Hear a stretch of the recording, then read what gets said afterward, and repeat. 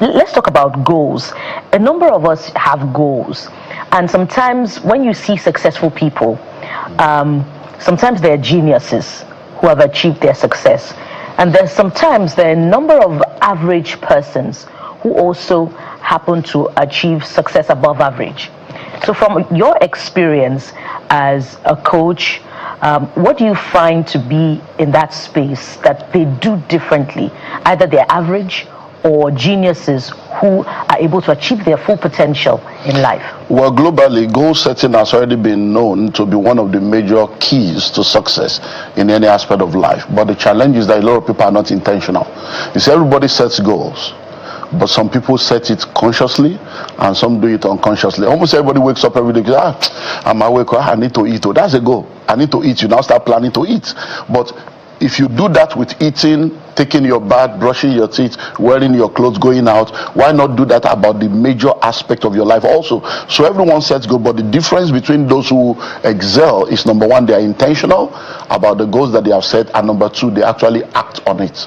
Because 1,000 good intentions are not as powerful as one action. So a lot of people have good intention. I plan to, I hope to, I intend to eat them. Start doing it. That's when the results will come. And that's the missing link for a lot of people. That's action.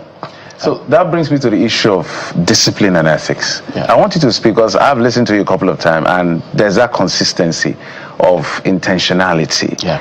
Why do you think people are not intentional the way they should be? And that has separated a lot of the packs. Their why is not strong enough. They don't have a strong enough why.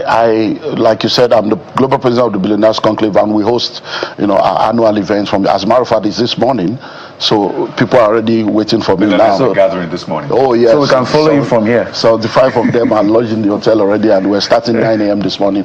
But I had to come because of the invitation now. And 3 years ago, a lady walked into that meeting. Where about 3 of us standing just discussing, and she comes in looking out of this world. Her shoes, her bag, the perfume was what was like, wow. And she sits down there, goes through the first day. The second day of the meeting, she stands up to ask the question. I don't understand. Now, when I came in yesterday, I was like billionaire in this Nigeria. But I came in, I saw a lot of young people. And the way people are calling billions since yesterday, I'm like, are we in the same country? So because the entirety of last year, that was the previous year, that our entire turnover for the year was less than 10 million. But look at that guy. I know that guy. About 4 years ago, he still borrowed money from me. But I know he's a genuine person. I can say, I didn't know that you people are making this. She says, why am I not making the same kind of money? Now this day too, and she's dressed up. So I asked her, I said, all these things you are wearing, do you know how much it costs? That when you came in yesterday, we saw you. I said, that means it's either you have a rich husband, or you have money, or a rich father that is taking care of it. Also, yeah, I'm married and my husband takes care of me. Is there anything wrong in that? I said, that's why you can't make the kind of money that we have made. But if you are a single parent, you have a man taking care of you, taking care of all your bills, the desire, the drive to make money will be lower. I said, if you have a useless husband that is not taking care of all, you are a single parent of 2 children, and you still have mother, brother, sister, everybody on your head. I said, you will make more money because you have a stronger why. I say your why is not strong enough. And are you now telling me that I should not take money from? I said, I said, listen to me. Wealth is not sexually transmitted. You are married to a rich man. That does not make you rich. You are the wife of a rich man. You are not rich. Because if that man dies today, can you give yourself and the children the same quality of life that man gives? And so I'm not saying don't collect money from yours. I say, I have a bigger wife. Say, so what's my wife? I say, let your children become your wife. I say, because the children are not your husband's children, they are your children also. So make up your mind and say, by the time these 2 children are 18, I want to hand over ₦1 billion each to 2 of them. When that becomes your why, it's not about survival, it's about vision. I said, when you do that, you begin to drive. Because every time you drive, you face opposition. You're like, I can't come and kill myself. My husband is thinking, what am I even looking for? And so now you know you are looking for something. The next year, she did over 100 million. Wow. This takes me smack into the That's why the common sense comes in. right? And I'm really intrigued by this billionaires conclave of a thing. I've always had this dilemma, or not a dilemma, a big question about life. Why isn't everybody rich in that sense? And Jeffrey has maybe tackled a part of that question, but now to find a very good balance, because they always say Nigeria is the poverty capital of the world, and the next thing is the government is not doing well. That's why we have that number of 4 people, that high population of 4 people, right? But there's also the personal bit. So how do we find a good balance? Because some will say, well, I have good intentions, but when I want to do stuff, there's no light. The road is bad. There is terrible healthcare system, policies, and all of that. So in this climb, you've been able to show that we can have billionaires, yes. But how can we replicate that in terms of personally and government policy-wise? Now, the first thing you need to understand is that everybody can become rich and wealthy. In spite of the... But not everybody will become rich and wealthy, because not everybody will know and do what they need to know and do. Some don't know what to do, because if you know better, you do better. Some know, but they don't do it. And they just hope and wish that one day it will just happen. No, riches are cash-based. Wealth is asset-based. So you can be rich because you have money, but that doesn't make you wealthy. To be wealthy means you have assets that is now producing the cash flow. Now, every time people talk about the crisis in Nigeria, crisis creates opportunity, because money hides in problem. It is those who solve the problem that have the money. So every time you are complaining there is no road, look, sit down with elderly people. It has always been like that. In the 70s, they had their excuse. In the 80s, there was still no light. In the 90s, so it's because many times people think it's a special problem. These challenges are actually the tools that will make you rich and wealthy when you solve the problem. Because money flows in exchange for goods and services, and it flows in exchange for value. When you offer value, money flows. What is value? Meeting needs, solving problem, answering questions. So yes, government has their part to play. About 75% of Nigerians live below $1 a day. That's extreme poverty. So no problem, we know that. But now, how do we solve the problem of the poverty, of the situation around us? That is what gives you the money. So instead of thinking about the problem, think about the solution. Every time you wake up, have what we call VAT, value added thinking. What can I do differently? What value can I add? How can I solve it? It is when you solve those problems that you make money. The people are poor. People are living under the bridge in Lagos, living in wooden shanties, but they eat at least once a day. If we have 25 million people in Lagos, so it means that at least 1 meal a day, 25 million meals a day. Not to talk of people that eat 3 times a day. So out of that 25 million, which one are you providing? People brush their teeth every day, whether it is with sponge or with Paco and charcoal and salt. Anyone, people bathe every day, they use soap. So think about all the money flowing. 30 December, how many billion did they say cross Lagos? Almost $90 billion. They've not been able to get a handle on the full value. Can you imagine that? So which of them entered your pocket? Nigeria will say, oh, this is the budget for the year. As they are reading the budget, you are not a foreigner. You should sit down and go, more. This money, which one is my own out of this budget? You start looking at each of the sector. Where can I play? People are not ready to solve problem. You know, we do all this phoning program every time, and when I sit down, when they started this phoning program thing in Nigeria, radio program, I didn't believe it would work, because I'm like, so people will use their money to be calling you. But it started working because people were looking for a place to vent. So what had happened is what was happening with all this free readers association, where people sit in front of a newspaper vendor, they transfer it to the media. They will say, hello, who is that? What do you think? This country, have you noticed that almost every time people phone in, nobody is bringing solution? So what do you think we should do? That's the problem. The government, and everybody is complaining. The ability to identify problem is not a high level of intelligence. Everybody that have eyes can see when the place is dirty. Everybody that have nose can know when the place is smelling. It is the ability to solve the problem that makes you someone that is valuable. So we should become problem solvers, because the more you complain, feel like complain from today to tomorrow. Some of the people you are complaining to, they are deaf and dumb. They are not ready to listen to you. They are not ready to answer you. So you have to become intentional about becoming a problem solver. So I'd like to think that, flowing from everything that you have said, the expression the billionaires conclave is not just a beautiful sounding phrase, that they are indeed billionaires. Are you a billionaire, sir? This is asset declaration form. Yes, I am. You're a because I have assets worth over $1 billion. I've written over 100 books. One book alone is worth over $1 billion. Because if you look at who is a billionaire, then we begin to break it down. So, but for me, it's all about assets. So once you have enough assets to be able to do that, then you're good. So a lot of us know you as the motivational speaker, the minister.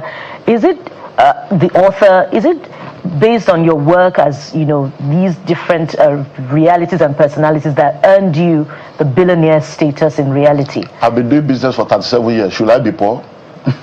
Okay. So you're also So I didn't wake up one day and find money. So it takes time. Wealth creation takes time. It's not a get-rich-quick scheme. It's not something you just wake up and become wealthy. It takes time. If you are 10 years old or you are 20 years old, I just came back from Benin yesterday night. One of the speakers that spoke yesterday spoke about how she bought a land for 35 million 23 years ago, and she sold it for almost 800 million. Can you wait for 23 years?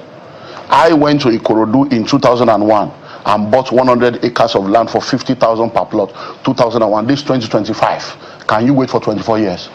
Do you understand? I went to Abuja in 2008 and bought 100 acres of land for 50,000 naira per plot. I waited till now. Can you wait? So wealth is created over time.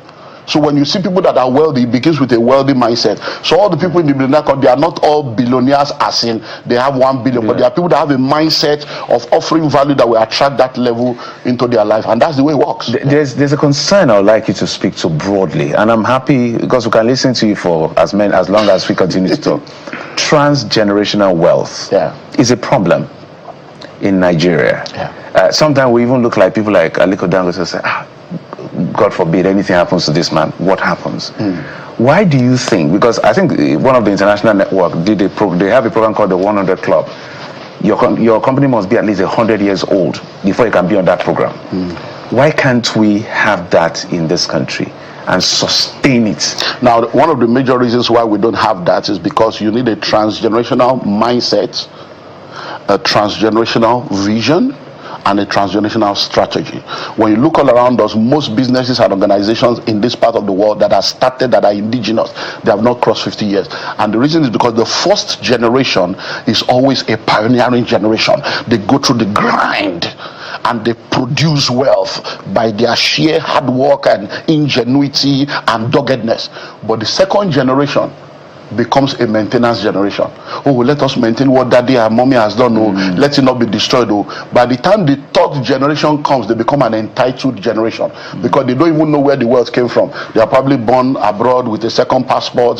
Driver is taking them to school. They don't know how to enter Molwe or enter BRT. They don't cook. Somebody is cooking for them. So by that third generation, they become entitled. By the fourth generation, they are back to poverty. So what needs to happen is that the first generation must be a pioneering generation.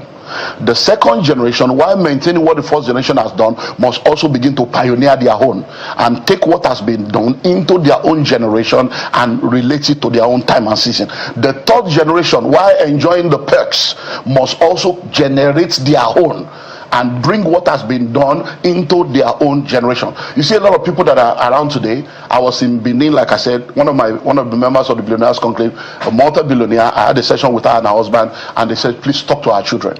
Many people have raised children with money from Boli, money from Agbado, money from things, and the children are sent to school. They now graduate. Instead of it to now carry that degree and come and take the Boli to the next level, take the Agbado to the next level, they now enter bank, they enter oil company. What happens? So I was telling the girl, I said, listen, your parents use the money of printing press to raise you. They use the money of bakery to raise you. Now you have a certificate. They are saying you want to go and do this. So who now takes over all this? So many people need to understand that the next generation will not be passionate about what you are passionate about. So I had to tell the parents, listen to me. You can't force them to do whatever. You don't start business because I want to hand over to my children. That has expired.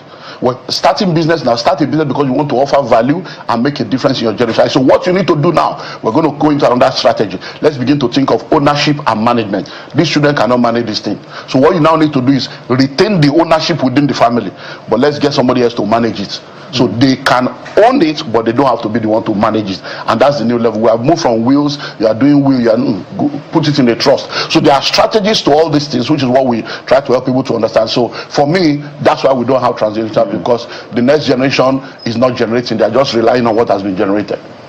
Wow. I know this generation is always like, we're not the problems here, right? Because it looks like everybody is at them. No, this is how you should do things. And they're saying, no, I need to do things my own way in that sense. And I know that there's that constant battle, millennials and Gen Z.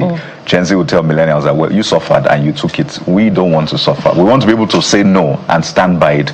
We're paying attention to our mental health. So if my mental health is not being prioritized, exactly, it's a term now, we leave and we don't care what happens next. So People have said, yeah, absolutely, let everybody go their way, but they still need to have some sort of learning. Let there be that kind of handshake. Maybe Gen Z's learn to build a structure and all of that. But I want you to speak generally to the mindset of the coming generation. What is that thing you think they could add to make them phenomenal? Because they are great people, but it looks like there's something missing. And you know, many of us grew up under the military era. And the military messed up our minds and messed up our psyche. And for many of us also, I said to people, if you are living in Nigeria, you are traumatized. You just don't know. You are traumatized every day. Light, water, road, everything. So, but this new generation, they don't want to go through that same situation. So what I will tell them is to understand that we are not fighting each other. We love you, we care about you, we want you to have a better life. But if you think you have a better idea, bring it to the table and let's have a discussion. And let that handshake take place with honor and respect. So the older generation should honor and respect the younger generation because they know more than you think they know. Right. They are more wiser, more intelligent, more exposed than you, but they don't have the kind of experience that you have. So you need to understand, like we say in Yoruba, you can have all the designer clothes, but you can never have enough rags and experiences like the elders, because what an elder will see sitting down, if you climb Kilimanjaro, you will not see it. They say they'll use drone now. So you respect the wisdom and the experience of the elders, and that will help you to be able to survive. Let me bring in the scripture here. When you look at the story of Samson, a very, very powerful story. You see, Samson became blind. But when he got into the 3,000-seater temple, the temple was standing on two pillars. Because he was blind, he could not see the pillar. But he had to look for a young boy. He said, please, where is the pillar? He was blind. The young boy was visionary. He knew where the pillar was, but he didn't have the strength to pull down the pillar. When he located the pillar with his vision, Samson pulled down the place with his strength. So we need the vision of the young and the experience of the old to bring down poverty and lack in our lives. Just totally out of time. We can continue talking with you. So we don't have transgenerational wealth because we don't have transgenerational mindset. 1,000 good intentions is incomparable to one action. Riches are cash-based, wealth is asset-based. Yeah. I've added that to my vocabulary. Thank you so much, sir. We've been having this very interesting conversation with Dr. Olumide Emmanuel. He's a chairman, Common Sense Group, global president, the Billionaires Conclave, and Common Sense Guru and Wealth